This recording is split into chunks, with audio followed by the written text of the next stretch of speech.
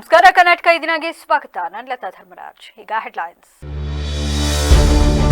ಮುನ್ನೆಚ್ಚರಿಕೆ ವಹಿಸದೆ ಕಸದ ರಾಶಿಗೆ ಬೆಂಕಿ, ಪರಿಣಾಮ ಹೊತ್ತಿ ಹುರಿದ ತಾಲೂಕು ಕಚೇರಿಯ ಕಡತಗಳು. 3 ದಿನವಾದರೂ ಕ್ಯಾರೆ ಎನ್ನದ ಅಧಿಕಾರಿಗಳು. ಕಚೇರಿಗೆ ಸರಿಯಾಗಿ ಹಾಜರಾಗಲ್ಲ, ಸಾರ್ವಜನಿಕರ ಕೆಲಸಗಳು ಬೇಗ ಮುಗಿಯಲ್ಲ. ಹೆತ್ತೂರು ಹೋಬಳಿಯ ನಾಡ ಕಚೇರಿಯಲ್ಲಿನ ಉಡಾಫೆ ಉಪ ತಹಶೀಲ್ದಾರ್ ಮೇರಿ ದೀಪ ವಿರುದ್ಧ ಕ್ರಮಕ್ಕೆ ಆಗ್ರಹ. ರಾಜ್ಯ ಸರ್ಕಾರದ್ದು ಕೇವಲ ಓಲೈಕೆ ರಾಜಕಾರಣ, ಇದನ್ನು ಬಿಟ್ಟು ಜಾನುವಾರುಗಳ ಮಾರಣ ಹೋಮಕ್ಕೆ ಕ್ರಮ ತೆಗೆದುಕೊಳ್ಳುವಂತೆ ಅಧ್ಯಕ್ಷ ಗೋವಿಂದ ನಾಯ್ಕ್ ಆಗ್ರಹ.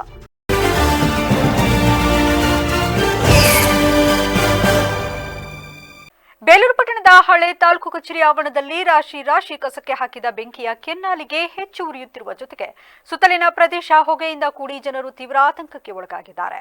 ಅಲ್ಲದೆ ಬೆಂಕಿಯನ್ನ ಶೀಘ್ರ ನಂದಿಸಬೇಕು ಮತ್ತು ಬೆಂಕಿ ಹಚ್ಚಿದವರ ವಿರುದ್ಧ ಕಠಿಣ ಕ್ರಮ ಕೈಗೊಳ್ಳಬೇಕು ಎಂದು ಸಾರ್ವಜನಿಕರು ತಮ್ಮ ಆಕ್ರೋಶ ವ್ಯಕ್ತಪಡಿಸಿದ್ದಾರೆ.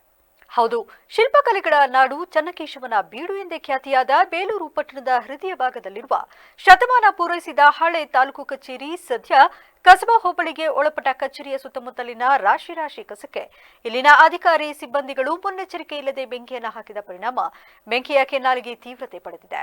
ಹಳೆ ತಾಲೂಕು ಕಚೇರಿ, ತಾಲೂಕು ಪಂಚಾಯಿತಿ, ಸಾಮರ್ಥ್ಯ ಸೌಧ, ಪೊಲೀಸ್ ಸ್ಟೇಷನ್, ಅಂಗಡಿ ಮಳಿಗೆಗಳು ಸೇರಿದಂತೆ ಜನವಸತಿ ಕೇಂದ್ರಗಳ ಸುತ್ತ ಹೊಗೆ ಸುತ್ತುವರಿದ ಹಿನ್ನೆಲೆಯಲ್ಲಿ ಜನರು ತೀವ್ರ ಆತಂಕವನ್ನ ವ್ಯಕ್ತಪಡಿಸಿದ್ದಾರೆ. ಕಳೆದ 3 ದಿನಗಳಿಂದಲೂ ಕೂಡ ಹೊಗೆ ತೀವ್ರ ಪರಿಣಾಮವನ್ನ ಕಂಡರೂ ಕೂಡ ಸಂಬಂಧಪಟ್ಟ ಅಧಿಕಾರಿ ಸಿಬ್ಬಂದಿಗಳು ಯಾವುದೇ ಕ್ರಮವನ್ನ ಕೈಗೊಳ್ಳದೆ ಜಾಣಮೌನಕ್ಕೆ ಜಾರಿದ್ದಾರೆ. ಈಗಾಗಲೇ ಪುರಸಭೆ ಮೌಖಿಕವಾದಂತಹ ಆದೇಶವನ್ನ ನೀಡಿದರೂ ಕೂಡ ಇಲ್ಲಿನ ಅಧಿಕಾರಿಗಳು ಕ್ಯಾರೆ ಎಂದಿಲ್ಲ. ಕಚೇರಿ ಹಿಂಭಾಗದಲ್ಲಿ ಅಧಿಕಾರಿಗಳ ವಸತಿ ಗೃಹಗಳು ಮತ್ತು ಜನರ ವಸತಿ ಗೃಹಗಳು ಕೂಡ ಇದ್ದು ಅವುಗಳಿಗೆ ಹಾನಿಯಾಗುತ್ತಿವೆ. ಈ ಬಗ್ಗೆ ಸಂಬಂಧಪಟ್ಟವರು ಶೀಘ್ರ ಗಮನ ಹರಿಸಬೇಕು ಎಂದು ಸ್ಥಳೀಯರು ಆಗ್ರಹಿಸಿದ್ದಾರೆ. ಸಕಲೇಶಪುರ ತಾಲೂಕಿನ ಹೆತ್ತೂರು ಹೋಬಳಿಯ ನಾಡ ಕಚೇರಿ ಉಪ ತಹಶೀಲ್ದಾರ್ ಮೇರಿ ದೀಪ ಅವರ ವಿರುದ್ಧ ಗಂಭೀರ ಆರೋಪ ಹೊರಿಸಲಾಗಿದೆ. ಕಚೇರಿಗೆ ಸರಿಯಾಗಿ ಹಾಜರಾಗದೆ ಸಾರ್ವಜನಿಕರ ಕರೆಗಳಿಗೆ ಉಡಾಫೆ ಉತ್ತರ ನೀಡುತ್ತಿರುವುದರಿಂದ ಜನತೆಗೆ ತೊಂದರೆ ಉಂಟಾಗಿದೆ ಎಂದು ಮಾಜಿ ತಾಲೂಕು ಪಂಚಾಯಿತಿ ಉಪಾಧ್ಯಕ್ಷರಾದ ಕೆಪಿ ಕೃಷ್ಣೇಗೌಡರು ಆರೋಪಿಸಿದ್ದಾರೆ. ಸೆಪ್ಟೆಂಬರ್ 6, 8 ಮತ್ತು 9ರಂದು ಉಪ ತಹಶೀಲ್ದಾರ್ ಕರ್ತವ್ಯಕ್ಕೆ ಹಾಜರಾಗಿಲ್ಲ. 9ರಂದು ಕರೆ ಮಾಡಿದಾಗ ಸ್ವೀಕರಿಸದೆ ನಂತರ 10ರಂದು ಕಂಪ್ಯೂಟರ್ ಆಪರೇಟರ್ ರತನ್ ಮೂಲಕ ಸಂಪರ್ಕವಾದಾಗ ಕಚೇರಿಗೆ ಬರುವುದು ಬಿಡುವುದು ನನ್ನ ಇಷ್ಟ, ನೀನ್ಯಾರು ಕೇಳೋಕೆ ಎಂದು ಅವಾಚ್ಯ ಶಬ್ದಗಳಲ್ಲಿ ನಿಂದಿಸಿದ್ದಾರೆ ಎಂದು ಆರೋಪ ಹೊರಿಸಲಾಗಿದೆ. ವಾರದಲ್ಲಿ 3 ದಿನ ಮಾತ್ರ ಕಚೇರಿಗೆ ಬರುವ ಉಪ ತಹಶೀಲ್ದಾರ ನಿರ್ಲಕ್ಷ್ಯದಿಂದ ಜನತೆಗೆ ದೊಡ್ಡ ತೊಂದರೆ ಉಂಟಾಗಿದೆ. ಆದ್ದರಿಂದ ತಕ್ಷಣವೇ ಮೇರಿ ದೀಪ ಅವರನ್ನ ಸೇವೆಯಿಂದ ಅಮಾನತು ಮಾಡಿ ಹೆತ್ತೂರು ನಾಡ ಕಚೇರಿಗೆ ಸೂಕ್ತ ಅಧಿಕಾರಿಯನ್ನ ನೇಮಿಸಿ ಜನರಿಗೆ ಸುಗಮ ಸೇವೆ ಒದಗಿಸಬೇಕು ಎಂದು ಆಗ್ರಹಿಸಿದ್ದಾರೆ. ಫೋನನ್ನು ರಿಸೀವ್ ಮಾಡಲಿಲ್ಲ. ಹಾಗೆಯೇ ಆಮೇಲೆ ಬುಧವಾರ ಬೆಳಿಗ್ಗೆ 10/9/2025ರಂದು ಹೆತ್ತೂರು ನಾಡ ಕಚೇರಿ ಕಂಪ್ಯೂಟರ್ ಆಪರೇಟ್ರು ರತನ್ ಅವರು ನನಗೆ ಫೋನ್ ಮಾಡಿದರು.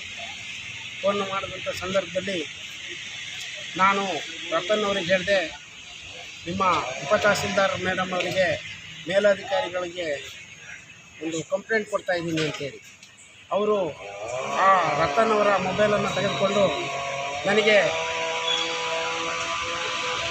ನಾನು ಆಫೀಸಿಗೆ ಬಂದಿಲ್ಲ ಅಂತಂದರೆ ಹೇಳೋದಕ್ಕೆ ನೀನು ಯಾರು, ಮತ್ತು ನೀನು ಫೋನ್ ರಿಸೀವ್ ಮಾಡೋಕ್ಕೆ ನೀನೇನು ಅಷ್ಟು ದೊಡ್ಡ ಜನನ ಅಂಥೇಳಿ ಸುಮಾರು ಅವಾಚ್ಯ ಶಬ್ದಗಳಿಂದ ನನ್ನನ್ನು ನಿಂದಿಸಿ ಅವರು ಸತತವಾಗಿ 3 ದಿವಸ ಕಚೇರಿಗೂ ಬರ್ದೇ ಸಾರ್ವಜನಿಕರಿಗೆ ಅವರಿಂದ ತುಂಬ ತೊಂದರೆ ಆಗಿರುತ್ತೆ. ಇವರು ಇದೇ ರೀತಿ ಸಹಕಾರಿ ಸಂಘವು ಎಲ್ಲರ ಸಹಕಾರದಿಂದ ನಡೆದರೆ ಅದು ಉತ್ತಮ ಎಂದು ಶಾಸಕ ಸಿಎನ್ ಬಾಲಕೃಷ್ಣ ತಿಳಿಸಿದ್ದಾರೆ. ಚನ್ನರಾಯಪಟ್ಟಣದ ಮೈಸೂರು ರಸ್ತೆಯಲ್ಲಿರುವ ತಾಲೂಕು ವ್ಯವಸಾಯ ಉತ್ಪನ್ನ ಮಾರಾಟ ಸಹಕಾರಿ ಸಂಘದ ಕಚೇರಿ ಆವರಣದಲ್ಲಿ ನಡೆದ ಸರ್ವ ಸದಸ್ಯರ ಸಭೆ ಉದ್ಘಾಟಿಸಿ ಮಾತನಾಡಿ, ಸಹಕಾರಿ ಸಂಘವು ಎಲ್ಲರ ಸಹಕಾರದೊಂದಿಗೆ ನಡೆದರೆ ಅದು ಉತ್ತಮವಾಗಿರುತ್ತದೆ. ಅದನ್ನು ಬಿಟ್ಟು ಏಕಾಂಗಿಯಾಗಿ ನಡೆಸಲು ಮುಂದಾದರೆ ಅದರಂತಹ ಮಹಾ ತೊಂದರೆ ಮತ್ತೊಂದಿಲ್ಲ. ತಾಲೂಕಿನಲ್ಲಿ ಅನೇಕ ಸಹಕಾರಿ ಸಂಘಗಳು ಪ್ರಾರಂಭವಾಗಿ ಎಲ್ಲರ ಸಹಕಾರದೊಂದಿಗೆ ಅತ್ಯುತ್ತಮವಾಗಿ ನಡೆಯುತ್ತಿದೆ. ಅದರಲ್ಲಿ ಇರುವಂತಹ ಅಧ್ಯಕ್ಷರು ಮತ್ತು ನಿರ್ದೇಶಕರು ಹಾಗೂ ಸದಸ್ಯರ ಮಹತ್ವವು ಬಹುಮುಖ್ಯದ್ದಾಗಿದೆ.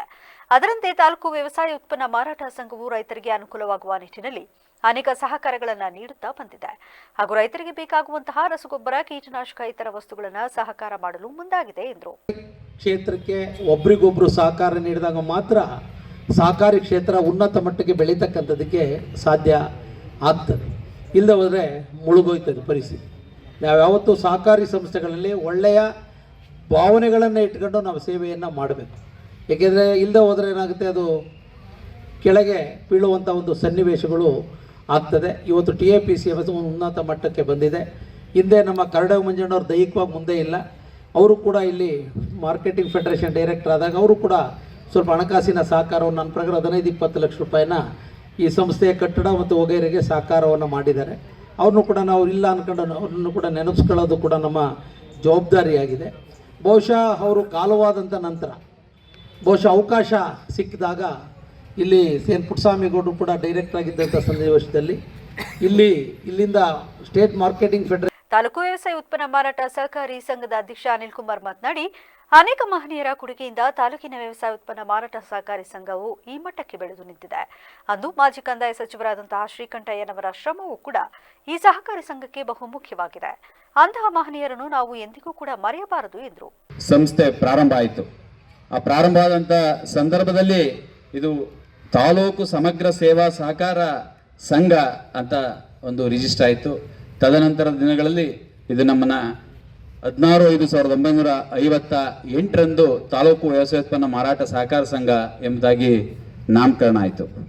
ಇವತ್ತು ಗಾಂಧೀಜಿಯವರ ಕನಸು ಕೂಡ ಪ್ರತಿಯೊಂದು ಹಳ್ಳಿಯಲ್ಲೂ ಕೂಡ ಒಂದು ಸಹಕಾರ ಸಂಘ ಇರಬೇಕು ಅನ್ನೋದು ಕೂಡ ಅವರ ಒಂದು ಕನಸಾಗಿತ್ತು. ಗದಗ ಜಿಲ್ಲೆಯಲ್ಲಿ ಪ್ರಾರಂಭವಾದಂಥ ಈ ಒಂದು ಸಹಕಾರ ಚಳವಳಿ ರಾಜ್ಯದ ಪ್ರತಿ ಹಳ್ಳಿಗಳಲ್ಲೂ ಕೂಡ ಇವತ್ತು ಇದೆ. ಹಾಲು ಉತ್ಪಾದಕರ ಸಹಕಾರ ಸಂಘದ ಮೂಲಕ ಇರ್ಬೋದು, ಪ್ರಾಥಮಿಕ ಕೃಷಿ ಪತ್ತಿನ ಸಹಕಾರ ಸಂಘಗಳ ಮೂಲಕ ಇರ್ಬೋದು. ನಂತರ ರೈತರಿಗೆ ಸನ್ಮಾನಿಸಲಾಯಿತು. ಇದೇ ವೇಳೆ ಕರ್ನಾಟಕ ರಾಜ್ಯ ಮಾರಾಟ ಮಹಾಮಂಡಳದ ನಿರ್ದೇಶಕ ಪುಟ್ಟಸ್ವಾಮಿಗೌಡ, ತಾಲೂಕು ವ್ಯವಸಾಯ ಉತ್ಪನ್ನ ಮಾರಾಟ ಸಹಕಾರ ಸಂಘದ ಉಪಾಧ್ಯಕ್ಷ ಯೋಗೇಶ್, ನಿರ್ದೇಶಕರಾದ ಜಗದೀಶ್, ರಾಜಣ್ಣ, ಶಿವಣ್ಣ, ಕೃಷ್ಣೇಗೌಡ, ರಮೇಶ್, ನಂಜಪ್ಪ, ಚಂದ್ರಕಲಾ, ಮನು, ಮಂಜುಳಾ ಇನ್ನು ಮುಂತಾದವರು ಹಾಜರಿದ್ದರು. ರಾಜ್ಯ ಸರ್ಕಾರದಿಂದ ಕನ್ನಡದ ಅಪರೂಪದ ನಟ ಸಾಹಸ ಸಿಂಹ ದಿವಂಗತ ಡಾಕ್ಟರ್ ವಿಷ್ಣುವರ್ಧನ್ ಅವರಿಗೆ ಅತ್ಯುನ್ನತ ನಾಗರಿಕ ಗೌರವವಾದ ಕರ್ನಾಟಕ ರತ್ನ ಪ್ರಶಸ್ತಿ ನೀಡಿರುವುದಕ್ಕೆ ಸಾಲ್ಗಾಮೆ ಗೇಟ್ ಬಳಿ ಇರುವ ಡಾಕ್ಟರ್ ವಿಷ್ಣುವರ್ಧನ್ ಅವರ ಪುತ್ಥಳಿಗೆ ಅಭಿಮಾನಿಗಳು ಪುಷ್ಪಾರ್ಚನೆ ನಡೆಸಿ ಪಟಾಕಿ ಸಿಡಿಸಿ ಸಂಭ್ರಮಿಸಿದ್ದಾರೆ. ಇದೇ ವೇಳೆ ವಿಷ್ಣುಸೇನಾ ಜಿಲ್ಲಾಧ್ಯಕ್ಷ ಮಹಂತೇಶ್ ಮಾತನಾಡಿ, ಡಾಕ್ಟರ್ ವಿಷ್ಣುವರ್ಧನ್ ಅವರಿಗೆ ಕರ್ನಾಟಕ ರತ್ನ ಪ್ರಶಸ್ತಿ ನೀಡಿರುವುದು ಇಡೀ ರಾಜ್ಯದ ಅಭಿಮಾನಿಗಳಿಗೆ ಹಬ್ಬದ ಕ್ಷಣವಾಗಿದೆ. ಸುಮಾರು 200ಕ್ಕೂ ಅಧಿಕ ಚಿತ್ರಗಳಲ್ಲಿ ಅಭಿನಯಿಸಿದ ಸಾಹಸ ಸಿಂಹ ಪ್ರತಿಯೊಂದು ಚಿತ್ರವೂ ಸಮಾಜಕ್ಕೆ ಒಳ್ಳೆಯ ಸಂದೇಶ ನೀಡಿದೆ. ಅವರಿಗೆ ಪ್ರಶಸ್ತಿ ನೀಡಿರುವುದು ಸ್ವಾಗತಾರ್ಹ. ಇದಕ್ಕೆ ರಾಜ್ಯ ಸರ್ಕಾರಕ್ಕೆ ಹಾಗೂ ಮುಖ್ಯಮಂತ್ರಿ ಸಿದ್ದರಾಮಯ್ಯ ಅವರಿಗೆ ಧನ್ಯವಾದಗಳು ಎಂದರು.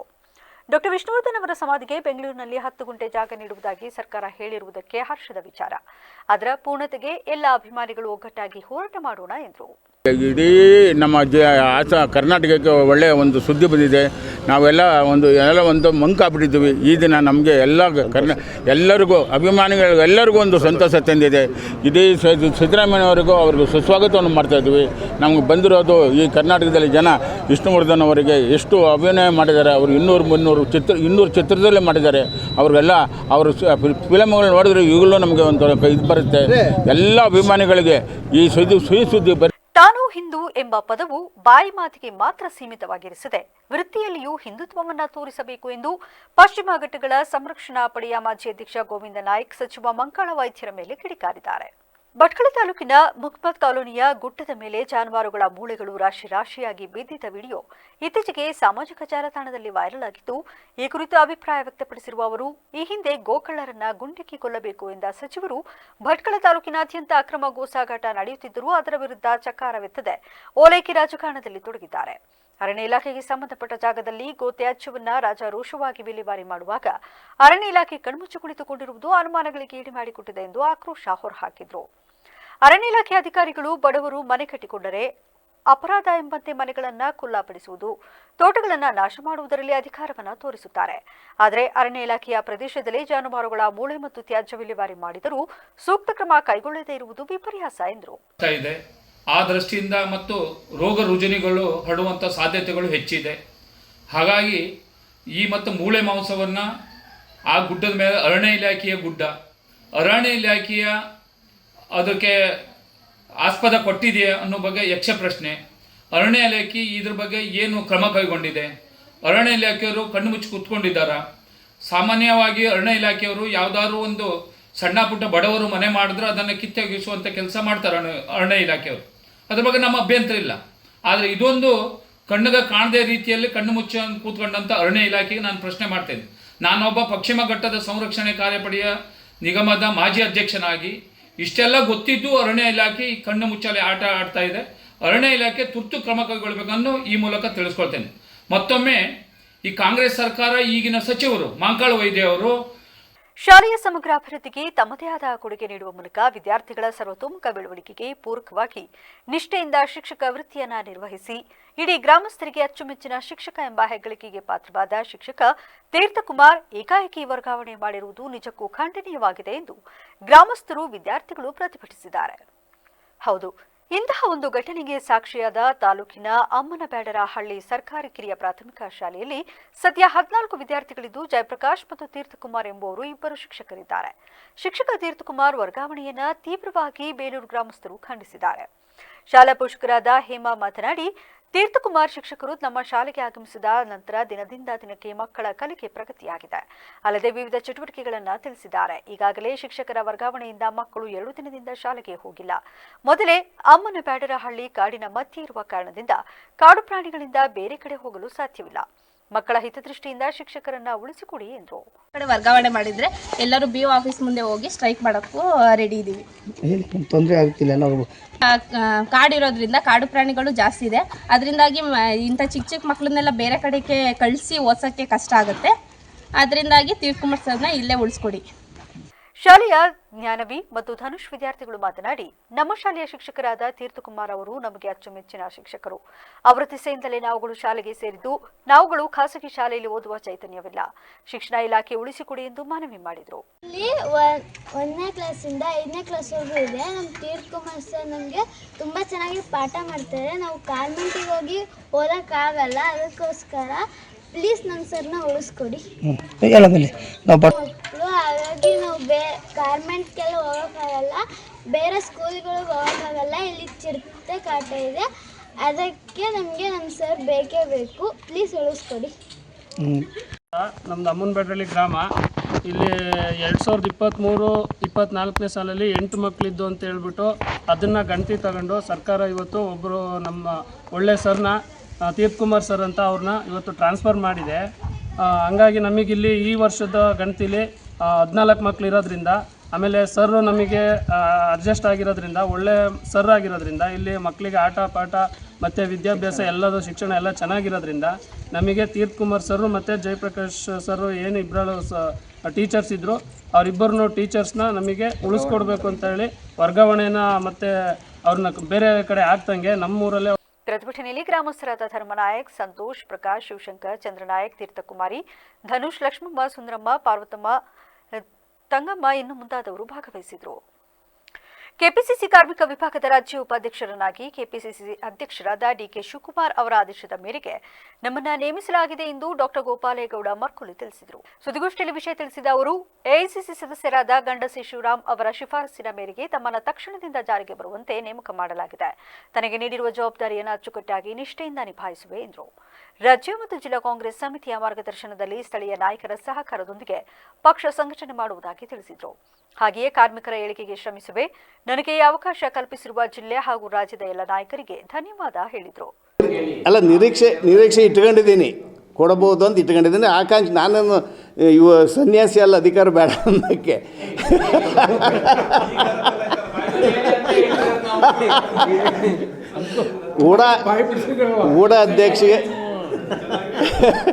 ಊಡ ಅಧ್ಯಕ್ಷಿಗೆ ಅಪೀಲ್ ಮಾಡಿದ್ದೀನಿ. ಕೊಡ್ತಾರೆ ಅಂತ ನಂಬಿಕೊಂಡಿದ್ದೀನಿ. 100% ಕೊಟ್ಟೇ ಕೊಡ್ತಾರೆ. ಸರ್ವಿಸ್ ಮಾಡೋಕ್ಕೆ ಹಾಸನದಲ್ಲಿ ಗೋಪಾಲೇಗೌಡಗೆ ಯಾವತ್ತು ಊಡಾಧ್ಯಕ್ಷನ ಕೊಡ್ತಾರೆ ಅವತ್ತು Hassan MLA guarantee next MLA ಗೆಲ್ತಾರೆ ಅನ್ನೋ ಒಂದು ಭಾವನೆ ಜನಗಳಲ್ಲೂ ಇದೆ. ಪತ್ರಿಕಾಗೋಷ್ಠಿಯಲ್ಲಿ ಶಿವಣ್ಣ ಅರಸಕೆರೆ, ದೇವರಾಜೇಗೌಡ, ಗಿರೀಶ್, ಸತೀಶ್ ಹಾಜರಿದ್ದರು. ಸಕಲೇಶಪುರ ಪಟ್ಟಣದ ಹೊರವಲಯದ ಆನೆಮಹಲ್ ಗ್ರಾಮದ ಶ್ರೀ ಆಂಜನೇಯ ಸ್ವಾಮಿ ದೇವಾಲಯದಲ್ಲಿ ಕಳ್ಳತನಕ್ಕೆ ಯತ್ನಿಸಿರುವ 2 ಯುವಕರು ಮತ್ತು 2 ಯುವತಿಯರನ್ನ ಸ್ಥಳೀಯರು ಹಾಗೂ ಪೊಲೀಸರು ಪತ್ತೆ ಹಚ್ಚಿ ಸಕಲೇಶಪುರ ಪೊಲೀಸ್ ಠಾಣಾ ವ್ಯಾಪ್ತಿಗೆ ಒಪ್ಪಿಸಿದ್ದಾರೆ. ಮಂಗಳವಾರ ಮಧ್ಯರಾತ್ರಿ ದೇವಾಲಯಕ್ಕೆ ಪ್ರವೇಶಿಸಿದ ಗ್ಯಾಂಗ್ ತಾಮ್ರದ ವಸ್ತುಗಳು, ಹುಂಡಿಯ ಹಣ ಮತ್ತು ಪೂಜಾ ಸಾಮಗ್ರಿಗಳನ್ನು ಕದ್ದುಕೊಂಡು ಪರಾರಿಯಾಗಲು ಯತ್ನಿಸುತ್ತಿದ್ದಾಗ ಸ್ಥಳೀಯರು ಅನುಮಾನಗೊಂಡು ಅವರನ್ನ ಹಿಂಬಾಲಿಸಿದರು. ಮಾಹಿತಿ ಪಡೆದ ಪೊಲೀಸರು ಕೂಡ ಸ್ಥಳಕ್ಕೆ ಧಾವಿಸಿ ಚೇಸ್ ನಡೆಸಿ ಅಗಲಹಟ್ಟಿ ಬಳಿ 4 ವಶಕ್ಕೆ ಪಡೆಯುವಲ್ಲಿ ಯಶಸ್ವಿಯಾದರು. ಬಂಧಿತರು ಅನಾಥಾಶ್ರಮ ನಡೆಸುವ ಹೆಸರಿನಲ್ಲಿ ಹಳ್ಳಿಗೆ ತೆರಳಿ ಜನರಿಂದ ಹಣ ಮತ್ತು ಬಟ್ಟೆಗಳನ್ನು ಸಂಗ್ರಹ ಮಾಡುತ್ತಿದ್ದರು. ಆದರೆ ಇದರ ಆವರಣದಲ್ಲಿ ಕಳ್ಳತನ ಮತ್ತು ವಂಚನೆ ಕಾರ್ಯಗಳಲ್ಲಿ ತೊಡಗಿಸಿಕೊಂಡಿರಬಹುದೆಂಬ ಅನುಮಾನಗಳನ್ನು ಪೊಲೀಸರು ವ್ಯಕ್ತಪಡಿಸಿದ್ದಾರೆ. ಜನರ ವಿಶ್ವಾಸ ಪಡೆದು ಮೋಸ ಮಾಡುತ್ತಿದ್ದ ಈ ಗ್ಯಾಂಗ್ ದೇವಾಲಯದಲ್ಲಿಯೂ ಕಳ್ಳತನ ಮಾಡಿರಬಹುದೆಂಬ ಶಂಕೆಗಳು ಹೆಚ್ಚುತ್ತಿವೆ. ಪ್ರಸ್ತುತ ಪೊಲೀಸರು ಬಂಧಿತ 4 ವಿಚಾರಣೆಗೆ ಒಳಪಡಿಸಿದ್ದಾರೆ. ಯಾವ ಊರು ನಿಂದು? ತೇಕ್ನಹಳ್ಳಿ. ಎಲ್ಲೆಲ್ಲಿ ಕಳ್ತನ ಮಾಡಿದ್ದೀರಾ? ಕರೆಕ್ಟಾಗಿ ಹೇಳ್ರ. ಎಷ್ಟು ಜನ ಇದ್ದೀರಾ ನೀವು ಒಟ್ಟಿಗೆ?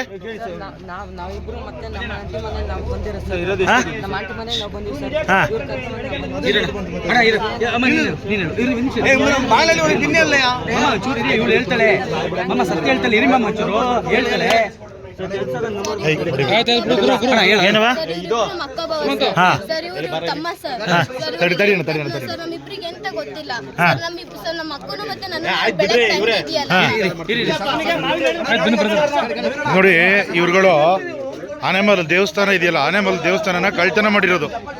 ಇವ್ರುಗಳು ನೋಡ್ಕೊಳ್ಳಿ, ಇವ್ರದ್ದೊಂದು ದೊಡ್ಡ ಟೀಮೇ ಇದೆ. ಮನೆಗಳ್ತಾನೆ ಬಿಡ್ರ, ಸುಮ್ಮನಿರ. ಮನೆ ಇವ್ರದ್ದು ದೊಡ್ಡ ಗ್ಯಾಂಗೇ ಇದೆ ಇವ್ರದ್ದು. ಆನೆಮಲ್ ದೇವಸ್ಥಾನನ, ಆಂಜನೇಯ ಸ್ವಾಮಿ ದೇವಸ್ಥಾನನ ಕಳ್ತನ ಮಾಡಿರೋಂಥವ್ರು ಇವರು. ನೋಡ್ಕೊಳ್ಳಿ ಇವ್ರನ್ನ, ಮುಖ ನೋಡ್ಕೊಳ್ಳಿ. ಇವರೆಲ್ಲ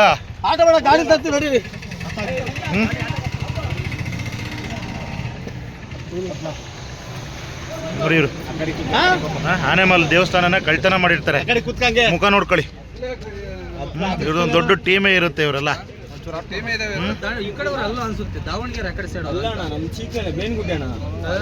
ನೋಡಿ, ಚೀಕ್ನಹಳ್ಳಿ ಅಂತ ಹೇಳ್ತಾರೆ ಇವರು. ಬೇಲೂರು ಹತ್ರ ಚೀಕ್ನಹಳ್ಳಿ ಅಂತ ಹೇಳ್ತಾರೆ. ಇವ್ರುಗಳ ಮುಖ ನೋಡ್ಕೊಳ್ಳಿ. ಆನೆಮಲ್ ದೇವಸ್ಥಾನನ ಕಳ್ತನ ಮಾಡದಂತವ್ರು. ಆಟೋ ಡ್ರೈವರ್ ದಯವಿಟ್ಟು ಎಲ್ಲರೂ ಸಹ. ಇದೇ ತಿಂಗಳ ಸೆಪ್ಟೆಂಬರ್ 15ರಂದು ಬೆಳಿಗ್ಗೆ 11 ಗಂಟೆಗೆ ನಗರದ ಕನ್ನಡ ಸಾಹಿತ್ಯ ಪರಿಷತ್ ಭವನದಲ್ಲಿ ಒಕ್ಕಲಿಗ ಧರ್ಮ ಮಹಾಸಭಾ ಹಾಸನ ಘಟಕದ ಉದ್ಘಾಟನೆ ಹಾಗೂ ಜನಗಣತಿ ಒಕ್ಕಲಿಗರ ಜಾಗೃತ ಸಭೆ ಹಮ್ಮಿಕೊಳ್ಳಲಾಗಿದೆ ಎಂದು ಒಕ್ಕಲಿಗ ಧರ್ಮ ಮಹಾಸಭಾದ ಜಿಲ್ಲಾಧ್ಯಕ್ಷೆ ಭಾರತಿ ತಿಳಿಸಿದರು. ನಗರದಲ್ಲಿ ಶುಕ್ರವಾರ ಸುದ್ದಿಗೋಷ್ಠಿಯಲ್ಲಿ ಮಾತನಾಡಿ, ಉದ್ಘಾಟನೆಯನ್ನ ಕುಣಿಗಲ್ ತಾಲೂಕು ಕಸಬಾ ಹೋಬಳಿ ಕಿತ್ತಮಂಗಲ ಅರೆ ಶಂಕರ ಮಠದ ಮಠಾಧೀಶರಾದ ಶ್ರೀ ಸಿದ್ದರಾಮಯ್ಯ ಚೈತನ್ಯ ಮಹಾಸ್ವಾಮೀಜಿ ನೆರವೇರಿಸಲಿದ್ದಾರೆ ಎಂದರು. ಮುಖ್ಯ ಅತಿಥಿಗಳಾಗಿ ಸಂಸದ ಶ್ರೇಯಸ್ ಪಟೇಲ್, ಶಾಸಕ ಎಚ್ಪಿ ಸ್ವರೂಪ್ರಕಾಶ್, ಮಾಜಿ ಶಾಸಕ ಪ್ರೀತಂ ಗೌಡ, ಹಾಸನ ಮಹಾನಗರ ಪಾಲಿಕೆಯ ಮೇಯರ್ ಹೇಮಲತಾ, ಜಿಲ್ಲಾಧಿಕಾರಿ ಕೆಎಸ್ ಲತಾಕುಮಾರಿ, ಎಸ್ಪಿ ಮೊಹಮ್ಮದ್ ಸುಜಿತಾ, ತಹಶೀಲ್ದಾರ್ ಗೀತಾ, ಪಾಲಿಕೆ ಮೇಯರ್ ಕೃಷ್ಣಮೂರ್ತಿ, ಸಮಾಜ ಸೇವಕ ಲಕ್ಷ್ಮಣ್ ಗೌಡ, ಕಾಂಗ್ರೆಸ್ ಮುಖಂಡ ದೇವರಾಜೇಗೌಡ ಮೊದಲಾದವರು ಭಾಗವಹಿಸಲಿದ್ದಾರೆ ಎಂದು ಹೇಳಿದರು. ಒಕ್ಕಲಿಗ ಧರ್ಮ ಮಹಾಸಭಾ ಉದ್ಘಾಟನಾ ಕಾರ್ಯಕ್ರಮವನ್ನು 15 ಸೋಮವಾರ ಸಾಹಿತ್ಯ ಭವನದಲ್ಲಿ ಕನ್ನಡ ಸಾಹಿತ್ಯ ಪರಿಷತ್ನಲ್ಲಿ ಇಟ್ಟಿದ್ದೀವಿ. ಸಮಯ 11 ಗಂಟೆಗೆ ಉದ್ಘಾಟನಾ ಸಮಾರಂಭ ಶ್ರೀ ಸಿದ್ದರಾಮ ಚೈತನ್ಯ ಸ್ವಾಮೀಜಿಯವರ ನೇತೃತ್ವದಲ್ಲಿ ನಡೆಸ್ತಾ ಇದ್ದೀವಿ. ಹಾಗೆ ಮತ್ತು ಗಣ್ಯ ಅತಿಥಿಗಳು ಬರ್ತಾ ಇದ್ದಾರೆ. ಶ್ರೇಯಸ್ ಪಾಟೀಲ್ ಅವರು, ಪ್ರೀತಮ್ ಗೌಡರು, ಮತ್ತು ಸ್ವರೂಪ್ ಅವರು ಮತ್ತು ರಘು ಗೌಡರು, DC ಮೇಡಮ್ ಬರ್ತಾ ಇದ್ದಾರೆ. ಇವ್ರನ್ನೆಲ್ಲ ಆಹ್ವಾನ ಮಾಡಿದ್ದೀವಿ. ಇದರ ಉದ್ದೇಶ ಏನಂದರೆ, ನಾವು ಒಕ್ಕಲಿಗ ಧರ್ಮ ಮಹಾಸಭಾನ ನಾವು ಜನಗಣತಿ ಮತ್ತು ಜಾಗೃತಿ ಮೂಡಿಸುವಂಥ, ಅರಿವು ಮೂಡಿಸೋವಂಥ ಕೆಲಸನ ಮಾಡೋದಕ್ಕೆ ಹೊರಟಿದ್ದೀವಿ ಸಂಘಟನೆಯಿಂದ. ಹಾಗಾಗಿ ಇದ್ರ ಮುಖಾಂತರ ನಿಮ್ಮ ಸಹಕಾರ ಸಪೋರ್ಟ್ ಬೇಕೆಂದು ಕೇಳ್ಕೊಳ್ತಿದ್ದೀನಿ. ಒಂದು 500 ಜನ ಇದ್ದಾರೆ ಸರ್. ಇದು ಹಾಸನ ಜಿಲ್ಲೆ. ಹಾಂ ಮೇಡಮ್, ಇದೆ ನಾರ್ಮಲ್ ಮೆಂಬರ್. ಸುದ್ದಿಗೋಷ್ಠಿಯಲ್ಲಿ ಮಹಾಸಭಾ ಮುಖಂಡರಾದ ದೇವರಾಜ್, ರಂಗಸ್ವಾಮಿ, ಶ್ರೀನಿವಾಸ್, ನಾಗಲಕ್ಷ್ಮಿ ಮೊದಲಾದವರು ಹಾಜರಿದ್ದರು. ಕೂಲಿಕಾರರ ಬದುಕು ಹಸನಾಗುವ ಹೋರಾಟ ಮಾಡುವ ಬದಲು ಗಣೇಶ ವಿಸರ್ಜನೆ ಗಲಾಟೆಗೆ ಬಂದ್ ಮಾಡಿಸಿದ್ದಾರೆ ಎಂದು ಕೂಲಿಕಾರರ ಸಂಘದ ರಾಜ್ಯಾಧ್ಯಕ್ಷ ಪುಟ್ಟಮಾದು ಆಕ್ರೋಶ ವ್ಯಕ್ತಪಡಿಸಿದರು.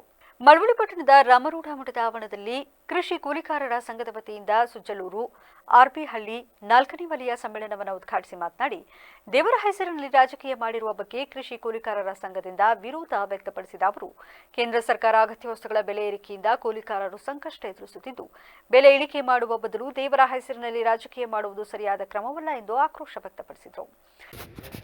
ಎತ್ಯರ್ಥ ಮಾಡಿಕೊಂಡು ಆ ಕೂಲಿಕಾರರ ಬದುಕಿಗೆ ಒಂದು ಪರ್ಯಾಯ ಬದುಕನ್ನು ಕಾಣಲಿಕ್ಕೆ ಆಗಲಿ ಎನ್ನುವಂಥ ಆಶಯಗಳನ್ನು ಹೇಳ್ತಾ ತಮ್ಮೆಲ್ಲರಿಗೂ ನಾನು ಶುಭಾಶಯಗಳನ್ನು ತಿಳಿಸಲಿಕ್ಕೆ ಬಯಸ್ತೇನೆ. ಬಂಧುಗಳೇ, ಕೃಷಿ ಕೂಲಿಕಾರರು ಇವತ್ತು ಸಮಾಜದ ಅತ್ಯಂತ ಕಟ್ಟ ಕಡೆಯ ಜನವಿಭಾಗ. ಅವರನ್ನು ಯಾವುದೇ ಸಂದರ್ಭದಲ್ಲಿ ಎಲ್ಲ ಜನರು ಇವರು ಲೆಕ್ಕಕ್ಕಿಲ್ಲದೆ ಇರೋರು, ಇವರನ್ನು ನಾವು ಬೇಕಾದಂಗೆ ಬಗ್ಗಿಸ್ಕೋಬೋದು ಅನ್ನುವಂಥದ್ದನ್ನು ಕೃಷಿ ಕೂಲಿಕಾರರನ್ನು ಯಾವಾಗಲೂ ಕಾಣುವಂಥದ್ದು. ಹಳ್ಳಿಗಳು, ಬಡವರು ಮತ್ತು ಕೂಲಿಕಾರರು ಅಂದರೆ ಯಾವ ಟೈಮಲ್ಲಾದರೂ ನಾವು ಹೇಳ್ದಂಗೆ ಕೇಳಿಸ್ಕೋಬೋದು ಅನ್ನುವಂಥದ್ದು. ಯಾತಕ್ಕೆ ಅಂತ ಹೇಳಿದ್ರೆ ಅವರಿಗೆ ಅವ್ರದ್ದೇ ಆದಂಥ ಆರ್ಥಿಕವಾಗಿ ಸದೃಢವಾದಂಥ ಒಂದು ಬದುಕನ್ನು ರೂಪಿಸ್ಕೊಳ್ಳಿಕ್ಕೆ ನಿಮ್ಮ ಕೈಲಾಗ್ತಾ ಇದೆ. ಕಾರ್ಯಕ್ರಮದಲ್ಲಿ ವಲಯಾಧ್ಯಕ್ಷ ಪಾಪಣ್ಣ, ಕೃಷಿ ಕೂಲಿಕಾರರ ಸಂಘದ ಜಿಲ್ಲಾಧ್ಯಕ್ಷ ಶಿವಮಲ್ಲಯ್ಯ, ವಲಯಾಧ್ಯಕ್ಷ ಪಾಪಣ್ಣ, ಜಿಲ್ಲಾ ಉಪಾಧ್ಯಕ್ಷ ಬಸವರಾಜು, ರಾಮಣ್ಣ, ಅರುಣ್, ಮಲ್ಲೇಶ್, ಹನುಮೇಶ್, ಆನಂದ್ ಸೇರಿದಂತೆ ಹಲವರು ಹಾಜರಿದ್ದರು. ಹಳೆ ದ್ವೇಷ ಹಿನ್ನೆಲೆಯಲ್ಲಿ ರೌಡಿ ಶೀಟರ್ ಶಂಕರ್ ಅಳ್ಳೋಳಿ ಮೇಲೆ ಮಾರಕಾಸ್ತ್ರಗಳಿಂದ ದಾಳಿ ಮಾಡಿರುವ ಘಟನೆ ನಡೆದಿದೆ. ಕಲಬುರಗಿ ಜಿಲ್ಲೆ ಶಹಬಾದ್ ತಾಲೂಕಿನ ಭಂಕೂರು ಕ್ರಾಸ್ ಬಳಿ ರೌಡಿ ಶೀಟರ್ ಮೇಲೆ ಮಾರಕಾಸ್ತ್ರಗಳಿಂದ ದಾಳಿ ನಡೆದಿದೆ. ರೌಡಿ ಶೀಟರ್ ಶಂಕರ್ ಅಳ್ಳೋಳಿ ಸಂಬಂಧಿಕರೊಂದಿಗೆ ಊಟ ಮಾಡಲು ಡಾಬಾಕ್ಕೆ ತೆರಳಿದ ವೇಳೆ ಶುಭಂ ಮತ್ತು ಆತನ ಸಹಚರರಿಂದ ಗುಂಡಿನ ದಾಳಿ ನಡೆದಿದೆ. ರೌಡಿ ಶೀಟರ್ ಶಂಕರ್ ತಪ್ಪಿಸಿಕೊಳ್ಳಲು ಯತ್ನಿಸುತ್ತಿರುವಾಗ ಶುಭಂ ಮತ್ತು ಸಹಚರರು ಮಾರಕಾಸ್ತ್ರಗಳಿಂದ ದಾಳಿ ಮಾಡಿದ್ದಾರೆ. ಸದ್ಯ ಗಂಭೀರ ಗಾಯಗೊಂಡ ಶಂಕರ್ ಅಳ್ಳೋಳಿ ಖಾಸಗಿ ಆಸ್ಪತ್ರೆಯಲ್ಲಿ ಚಿಕಿತ್ಸೆ ಪಡೆಯುತ್ತಿದ್ದು, ಶಹಬಾದ್ ಪೊಲೀಸ್ ಠಾಣೆಯಲ್ಲಿ ಪ್ರಕರಣ ದಾಖಲಾಗಿದೆ. ಮಳವಳ್ಳಿ ತಾಲೂಕಿನ ಪ್ರಸಿದ್ಧ ಪ್ರವಾಸಿ ತಾಣ ಗಗನಚುಕ್ಕಿ ಜಲಪಾತದಲ್ಲಿ ಸೆಪ್ಟೆಂಬರ್ 13-14ರಂದು ಗಗನಚುಕ್ಕಿ ಜಲಪಾತೋತ್ಸವ ಬಲು ವೈಭವದಿಂದ ನಡೆಯಲಿದೆ ಎಂದು ಶಾಸಕ ನರೇಂದ್ರ ಸ್ವಾಮಿ ತಿಳಿಸಿದರು. ಮಳವಳ್ಳಿ ತಾಲೂಕಿನ ಶಿವನ ಸಮುದ್ರದಲ್ಲಿ ಸುದ್ದಿಗೋಷ್ಠಿ ನಡೆಸಿ ಮಾತನಾಡಿ, ಜಲಪಾತೋತ್ಸವವನ್ನು ಮುಖ್ಯಮಂತ್ರಿ ಸಿದ್ದರಾಮಯ್ಯನವರ ವೇದಿಕೆ ಕಾರ್ಯಕ್ರಮವನ್ನು ಉದ್ಘಾಟಿಸಲಿದ್ದಾರೆ. 2 ದಿನಗಳ ಕಾಲ ಕಳೆದ ಬಾರಿಗಿಂತ ವಿಭಿನ್ನ ರೀತಿ ಕಾರ್ಯಕ್ರಮಗಳು ನಡೆಯಲಿವೆ. ಸೆಪ್ಟೆಂಬರ್ 13ರಂದು ಮಧ್ಯಾಹ್ನ 12 ಗಂಟೆಗೆ ಕಲಾ ತಂಡಗಳ ಮೆರವಣಿಗೆ ಮೂಲಕ ಪ್ರಾರಂಭವಾಗಲಿದೆ. ಕನ್ನಡ ಮತ್ತು ಸಂಸ್ಕೃತಿ ಇಲಾಖೆ ಹಾಗೂ ಪ್ರವಾಸೋದ್ಯಮ ಇಲಾಖೆ ವತಿಯಿಂದ ಕಾರ್ಯಕ್ರಮ ಆಯೋಜಿಸಿದ್ದು, ಸ್ಥಳೀಯ ಕಲಾ ತಂಡಕ್ಕೆ ಹೆಚ್ಚಿನ ಆದ್ಯತೆ ನೀಡಲಾಗುತ್ತದೆ. ಕಾರ್ಯಕ್ರಮ ಸುಮಾರು 2.5 ಕೋಟಿ ರೂಪಾಯಿ ವೆಚ್ಚದಿಂದ ಕೂಡಿದ್ದು, ತಾಲೂಕಿನಿಂದ ಉಚಿತ ಬಸ್ ಸೌಕರ್ಯ ವ್ಯವಸ್ಥೆ ಕಲ್ಪಿಸಲಾಗಿದೆ. ಜೊತೆಗೆ 2 ದಿನಗಳ ಪೂರ್ತಿ ಸಾರ್ವಜನಿಕರಿಗೆ ಉಚಿತ ಊಟದ ವ್ಯವಸ್ಥೆ ಮಾಡಲಾಗಿದೆ ಎಂದು ತಿಳಿಸಿದರು. ಪ್ರವಾಸೋದ್ಯಮ ಇಲಾಖೆಯ ಜವಾಬ್ದಾರಿಯೊಂದಿಗೆ ಈ ಕಾರ್ಯಕ್ರಮವನ್ನು ಆಯೋಜನೆ ಜಿಲ್ಲಾಡಳಿತ ಇದರ ಜವಾಬ್ದಾರಿಯನ್ನು ನಿರ್ವಹಿಸ್ತಾ ಇರತಕ್ಕಂಥದ್ದು. ಈಗಾಗಲೇ ಒಂದು 3-4 ಬಾರಿ ಇಲ್ಲಿಗೆ ಜಿಲ್ಲಾಡಳಿತ ಈ ಕಾರ್ಯಕ್ರಮದ ಸಜ್ಜುಗೊಳಿಸ್ತಾ ಇರ್ತಕ್ಕಂಥ ಜವಾಬ್ದಾರಿ ನಿರ್ವಹಣೆ ಮಾಡೋದನ್ನು ನಾನು ಗಮನಿಸಿದ್ದೆ. ಒಗ್ಗೂಡಿದಂಥ ಪ್ರಯತ್ನದಲ್ಲಿ ಬರ್ತಕ್ಕಂಥ ಪ್ರವಾಸಿಗರನ್ನ ಮತ್ತು ಈ ಪ್ರವಾಸಿ ತಾಣದ ಆಕರ್ಷಣೆಯನ್ನು ಹೆಚ್ಚಿಸುವಂಥ ದಿಕ್ಕಿನಲ್ಲಿ ಪ್ರತಿ ವರ್ಷ ಒಂದೊಂದು ಬದಲಾವಣೆಗಳನ್ನು ಇಲ್ಲಿ ತಂದಿದ್ದೇವೆ. ಹೋದ ವರ್ಷ ನಾವು ವ್ಯೂ ಪಾಯಿಂಟ್ ಅರ್ಧಂಬರ್ಧ ಕೆಲಸ ಅದನ್ನು ಕಂಪ್ಲೀಟ್ ಮಾಡಿ ಲೈಟಿಂಗ್ ವ್ಯವಸ್ಥೆ ಮಾಡಿ ಅಲ್ಲಿ ಬರ್ತಕ್ಕಂಥ ಪ್ರವಾಸಿಗರಿಗೆ ಅಲ್ಲಿ ವಾತಾವರಣನ ಬದಲಾವಣೆ ಮಾಡಿಕೊಂಡ್ರೆ ನೀವು ಇದಾದಮೇಲೆ ನಾವೆಲ್ಲ ಅಲ್ಲೋಗ ಪಾಲಿಸೋಣ. ಹಾಗಾಗಿ ಬೆಳಕಿನ ಚಿತ್ತಾರ ವೈವಿಧ್ಯಮಯವಾಗಿ ಈ ಸಾರಿ ಜನರಿಗೆ ಉಣಬಡಿಸ್ತಕ್ಕಂಥ ಸಂಜೆಯ ಕಾರ್ಯಕ್ರಮವನ್ನು ಕೂಡ ಇಟ್ಕೊಂಡು ಲೇಸರ್ ಒಂದು ಆರ್ಟನ್ನು ಕೂಡ ಈ ಸಾರಿ 2 ದಿನ ಪ್ರದರ್ಶನ ಮಾಡೋದಕ್ಕೆ ತಯಾರು ಮಾಡಿ ಇಟ್ಟಿದ್ದಾರೆ. ವಿಶೇಷವಾಗಿ 2 ದಿನ ಕಾರ್ಯಕ್ರಮಗಳಲ್ಲಿ ಮೊದಲನೇ ದಿನದ ಹಲವಾರು ಪತ್ರಿಕಾಗೋಷ್ಠಿಯಲ್ಲಿ ಜಿಲ್ಲಾಧಿಕಾರಿ ಡಾಕ್ಟರ್ ಕುಮಾರ, ಜಿಲ್ಲಾ ಪೊಲೀಸ್ ವರಿಷ್ಠಾಧಿಕಾರಿ ಮಲ್ಲಿಕಾರ್ಜುನ ಬಾಲದಂಡಿ, ಸಿಇಒ ನಂದಿನಿ, ಉಪವಿಭಾಗಾಧಿಕಾರಿ ಶಿವಮೂರ್ತಿ, ತಹಶೀಲ್ದಾರ್ ಲೋಕೇಶ್, ತಾಲೂಕು ಪಂಚಾಯತ್ ಇಒ ಶ್ರೀನಿವಾಸ್, ಬಿಇಒ ಉಮಾ, ವಾರ್ತಾಧಿಕಾರಿ ನಿರ್ಮಲಾ ಸೇರಿದಂತೆ ಹಲವರು ಹಾಜರಿದ್ದರು. ಈಗ ಮತ್ತೊಮ್ಮೆ ಹೆಡ್ಲೈನ್ಸ್. ಮುನ್ನೆಚ್ಚರಿಕೆ ವಹಿಸದೆ ಕಸದ ರಾಶಿಗೆ ಬೆಂಕಿ, ಪರಿಣಾಮ ಹೊತ್ತಿ ಹುರಿದ ತಾಲೂಕು ಕಚೇರಿಯ ಕಡತಗಳು. 3 ದಿನವಾದರೂ ಕ್ಯಾರೆ ಎನ್ನದ ಅಧಿಕಾರಿಗಳು. ಕಚೇರಿಗೆ ಸರಿಯಾಗಿ ಹಾಜರಾಗಲ್ಲ, ಸಾರ್ವಜನಿಕರ ಕೆಲಸಗಳು ಬೇಗ ಮುಗಿಯಲ್ಲ. ಎತ್ತೂರು ಹೋಬಳಿಯ ನಾಡ ಕಚೇರಿಯಲ್ಲಿನ ಉಡಾಫೆ ಉಪ ತಹಶೀಲ್ದಾರ್ ಮೇರೆ ದೀಪ ವಿರುದ್ಧ ಕ್ರಮಕ್ಕೆ ಆಗ್ರಹ. ರಾಜ್ಯ ಸರ್ಕಾರದ್ದು ಕೇವಲ ಓಲೈಕೆ ರಾಜಕಾರಣ, ಇದನ್ನು ಬಿಟ್ಟು ಜಾನುವಾರುಗಳ ಮಾರಣ ಹೋಮಕ್ಕೆ ಕ್ರಮ ತೆಗೆದುಕೊಳ್ಳುವಂತೆ ಅಧ್ಯಕ್ಷ ಗೋವಿಂದ ನಾಯ್ಕ್ ಆಗ್ರಹ. ಇದಾಗಿತ್ತು ಇಲ್ಲಿವರೆಗಿನ ನ್ಯೂಸ್ ಅಪ್ಡೇಟ್ಸ್. ನಿರಂತರ ಸುದ್ದಿಗಾಗಿ ನೋಡ್ತಾ ಇರಿ BBC ನ್ಯೂಸ್. ಇದು ಜನರ ಧ್ವನಿ, ಸತ್ಯದ ಕಡೆ ನಮ್ಮ ನಡೆ.